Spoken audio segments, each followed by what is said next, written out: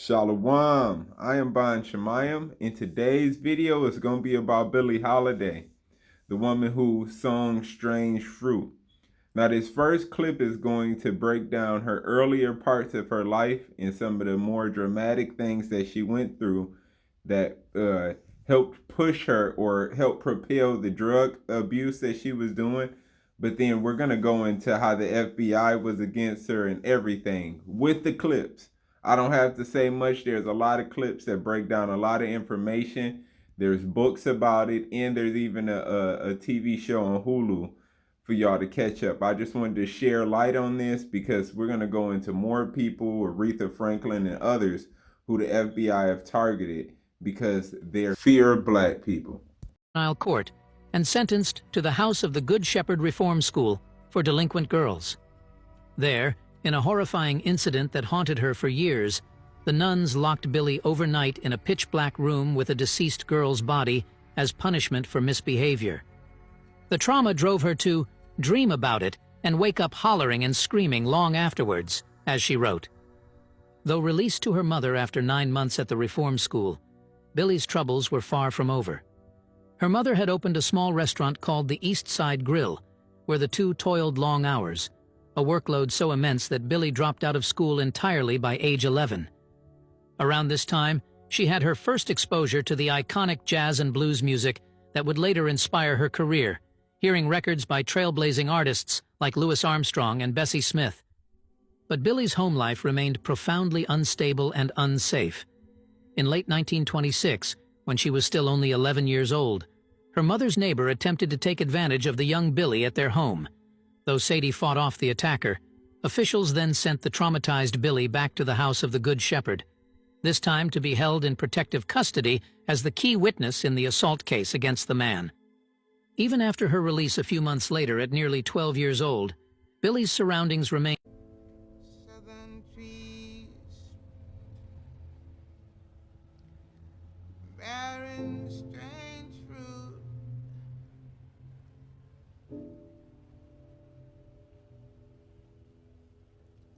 blood on the leaves,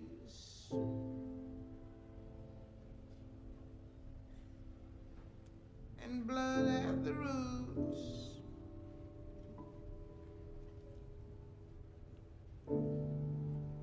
Black bodies swinging in the southern breeze.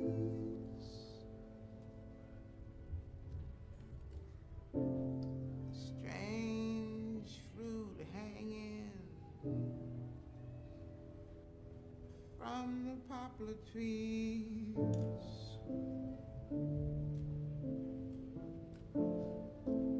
Day, Billie Holiday was one of the world's most recognizable songstresses, but when she sang the song Strange Fruit, she did address the violence and the stress of black victims of lynching and white supremacist lawlessness, and she became a threat to the white establishment and also became a target of the Federal Bureau of Narcotics, and they tried to stop her. They planted drugs in her crib, but she beat the case at her trial and still refused to stop singing Strange Fruit, so the government grew more hostile, and after a while, Billie had to get hospitalized, and they soon realized she was suffering from cirrhosis, leg ulcers, cardiac and respiratory problems, and plus the police had her handcuffed to her hospital bed and no mercy was shown when they took her off methadone, so she had to suffer alone since friends and family weren't allowed to see her. And as the days went by, she got weaker and weaker, and when she died, she had $50 bills strapped to the side of her leg, and it was intended for the nurses that treated her with care. So rest in power to Billie Holiday, one of the earliest casualties of the war on drugs, because the only thing she did wrong was defy the United States government by singing one song. The United States versus Billie Holiday is, well, a Billie Holiday, a biopic, focusing primarily on her life through the lens of her battle with the U.S. government over her song Strange Fruit, a song about lynchings of black Americans in the South. While they can't overtly stop her from singing the song, they can and do use every tool they have to get her arrested for illegal drug use, including planting drugs on her. The story follows her over years, during which she is continually harassed by federal agents stalking her, interrogating people around her, and threatening her career in the hopes of getting her to keep quiet.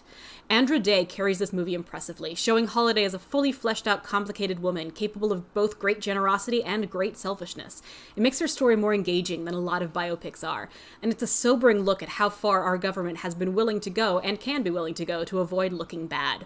The musical performances are great, particularly when we do finally get to hear Strange Fruit in its entirety. This is worth a watch, especially if this is an era of history that's fairly unfamiliar to you, as it was to me. This song may have caused Billie Holiday's death. Strange fruit hanging from the poplar trees. Strange Fruit is a song Billie Holiday first sang and recorded in 1939, but it was actually a poem written by a teacher from the Bronx named Abel Maripol. The song shined a bright light on the horrific lynchings of African Americans that were taking place at the time in the American South. Billie Holiday would always sing the song to close out her shows, and the lights would dim as the song ended, and when they came back on, she would be gone. There would be no encore and no one was clapping, but that's the exact message Holiday wanted to send. She didn't sing the song to make people happy or sell records. She sang it to deliver a powerful message of protest. The song immediately got her negative attention from the United States government, who targeted and harassed Billie Holiday for the rest of her life because of her refusal to stop performing the song. There are theories that suggest Holiday's untimely death didn't occur naturally, and she was permanently silenced by the very government she had been standing up to and fighting against for years. Strange Fruit would go on to sell 1 million copies and would be Billie Holiday's best-selling record ever. We're in 2024 and Strange Fruit is just as meaningful, just as powerful, and just as important as it was in 1939 when Billie Holiday first began singing it. Holiday's goal was to make sure the message of the song was never silenced, and she sacrificed everything to make that possible. Southern